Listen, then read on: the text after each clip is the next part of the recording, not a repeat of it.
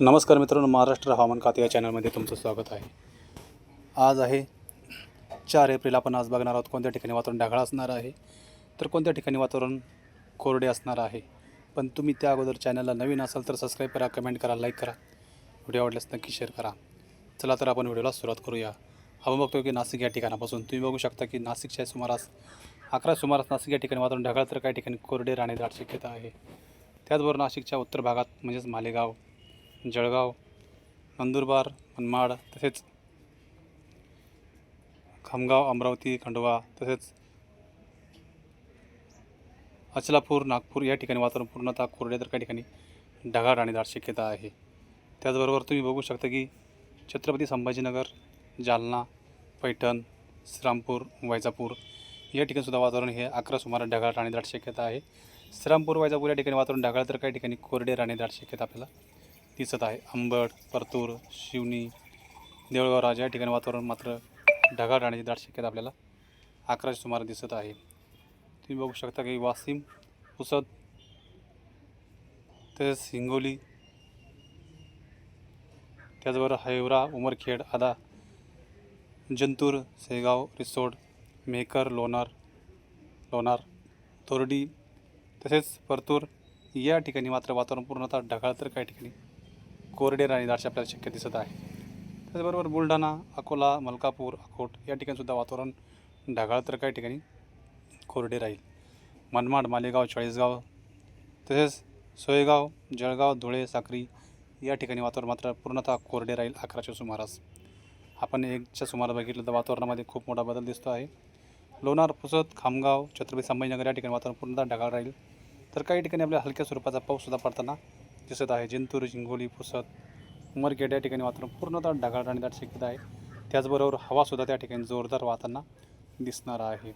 जालना, जाफराबाद, छत्रपती संभाजीनगर या ठिकाणी वातावरण ढगाळ तर काही ठिकाणी कोरडे राहण्याची दाट शक्यता आहे। परभणी, नांदेड, माजलगाव, बीड, पैठण, तसेच उमरखेड या ठिकाणी वातावरण ढगाळ राहण्याची दाट शक्यता आपल्याला 1च्या सुमारास येत आहे। अहमदापूर, उदगीर, परळी, खालाम, जामखेड, बीड, माजलगाव, निजामाबाद या ठिकाणी सुद्धा वातावरण ढगाळ राहण्याची दाट शक्यता आहे। अहिल्यानगर भागात बघितलं तर आपण तुम्ही बघू शकता की अहिल्यानगर, जामखेड, बीड, तसेच करमाळा, दौंड या ठिकाणी वातावरण ढगाळ तर काही ठिकाणी कोरडे राहण्याची दाट शक्यता आपल्याला दिसत आहे। त्याचबरोबर पुणे भागात बघितलं आपण तर तुम्ही बघू शकता की पुणे, वाघोली, पेठ, दौंड, सासवड या ठिकाणी सुद्धा वातावरण पूर्णतः ढगाळ आणि दाट शक्यता आपल्याला दिसत आहे। सासवड, भोर, वाल्हे, बारामती या ठिकाणी वातावरण ढगाळ तर काही ठिकाणी कोरडे राहण्याची दाट शक्यता आपल्याला दिसत आहे। महाबळेश्वर, बोर, वाई, फलटण, तसेच नातेपुते, अकलोज, मसवड, सातारा या ठिकाणी सुद्धा वातावरण पूर्णतः ढगाळ राहण्याची दाट शक्यता आहे। मायनी, विटा, कराड, पटाण, सितूर, ईश्वरपूर या ठिकाणी वातावरण ढगाळ तर काही ठिकाणी हलक्या स्वरूपाचा पाऊससुद्धा पडण्याची दाट शक्यता आपल्याला दिसत आहे। मिरज, जत या ठिकाणी सुद्धा वातावरण ढगाळ राहण्याची दाट शक्यता आहे।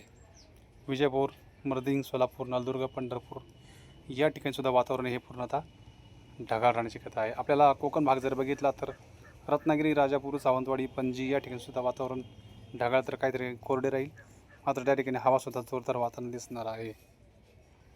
आपण जर संध्याकाळच्या सुमारास बघितलं 6, 7 किंवा 8, 9, 10च्या सुमारास, तर वातावरणामध्ये खूप मोठा बदल असा काय आपल्याला दिसत नाही आहे।